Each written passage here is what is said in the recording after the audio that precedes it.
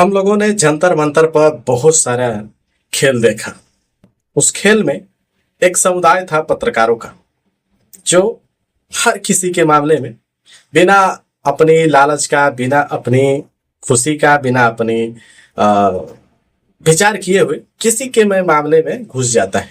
और ये पत्रकार जो है ना, एक ऐसी विचारधारा है, एक ऐसी सिपाही है जो ना तो आम जनता से सैलरी लेता है और ना ही कोई सैलरी देने वाला है इनको।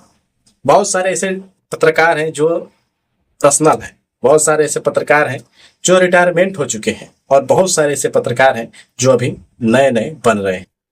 हम लोग भी यूट्यूबर हैं, और मैं ये वीडियो अब तब बना रहा हूं जब पत्रकारों के साथ बदतमीजी हुआ।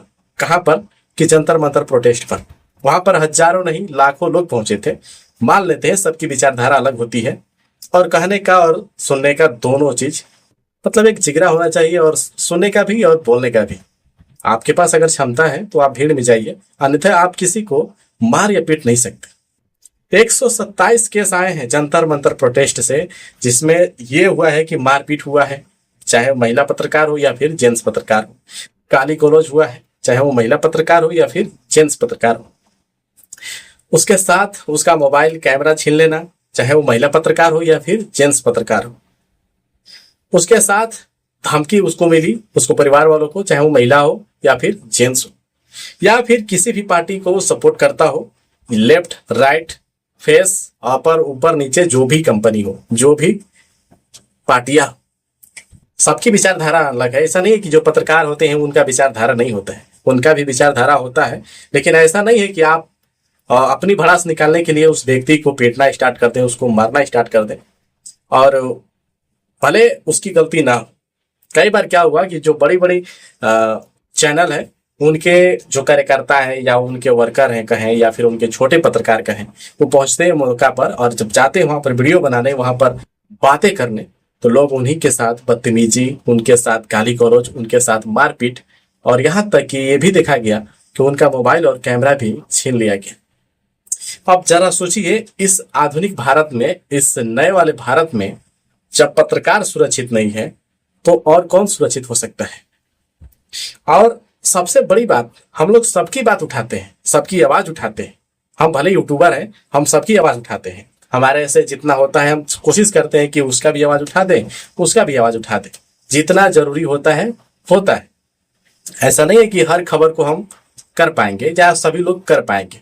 हो सकता है कि बहुत सारी चीजें हैं जो छूट जाती है इसमें, लेकिन ऐसा नहीं है कि आप किसी को मारना पीटना स्टार्ट कर दें।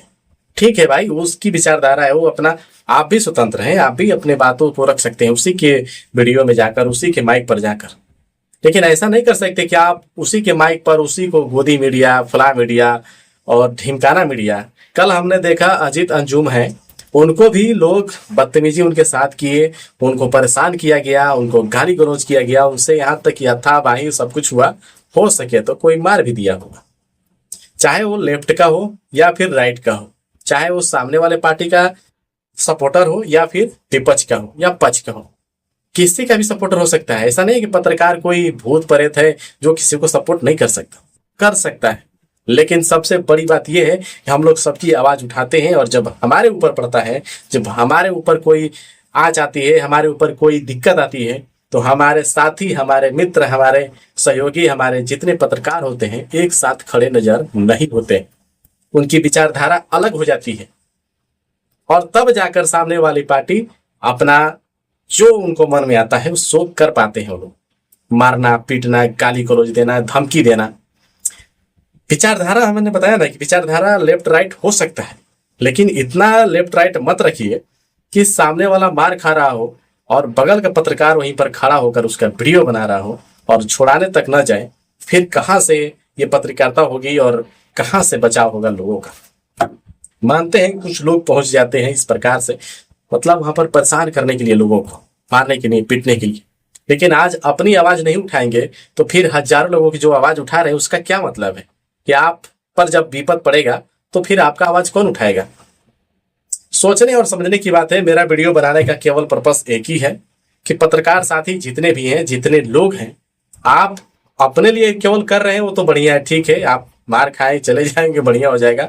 लेकिन पत्रकार एक बहुत बड़ा सिपाही होता है, और ये केवल एक पत्रकार के लिए नहीं है, मैं हर उस व्यक्ति के लिए मतलब वीडियो बना रहा हूँ, ताकि आने वाला समय में अगर उसके साथ कुछ गलत होगा तो जिस पत्रकार को तुम लोग मारे हो, जिस पत्रकार के साथ तुम लोग बदतमीजी किए हो, वही पत्रकार तुम्हारे घर के सामने खड़ा होकर तुम्हारी व्यवस्था, तुम्हारी आपबीती, तुम्हारे ऊपर जो भी घटित हुआ होगा उसको दिखाने का प्रयास करेगा।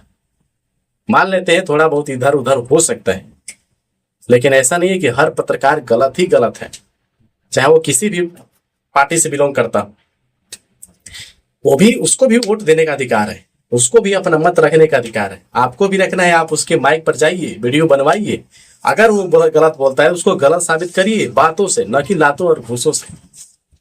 तो मेरा सुझाव और समझ एक ही है जो हमने बता दिया कि पत्रकार एक मजबूत टीम के साथ खड़े हो।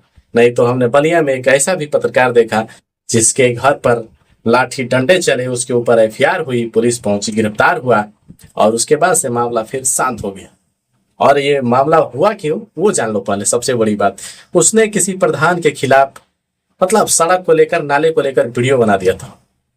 अब बात उसकी जाति पर आ गई, प्रधान की, और वो उसके घर पर पहुंचता है, उसके परिवार वालों के साथ मारपीट होता है, और फिर जाकर थाना पर एफआईआर भी कर देता है। और वो पत्रकार बेचारा क्या करे कि जो उसके साथी थे उसके ऊपर उल्टा ही वीडियो बना रहे थे कि भैया नहीं वो ही गलत था, ये है वो है। तो ऐसा नहीं चलेगा। बहुत सारे लोग हैं ऐसे जो आजाद पत्रकार बनते हैं कि हम आजाद हैं। आजाद नहीं है, जिस दिन हत्थे पर चढ़ जाएंगे भैया पीटे जाएंगे। जिस तरह से 127 केस आ चुका है जंतर मंतर पर, मैं आपको फुल डिटेल्स दे देता हूं, आप पढ़ लीजिएगा, वीडियो को देख लीजिएगा, अच्छा लगे तो शेयर कर दीजिएगा, और हो सके तो किसी भी पत्रकार के साथ अगर गलत हो रहा है तो आप उसका बीच बचाव कर दीजिएगा। जय श्री राम।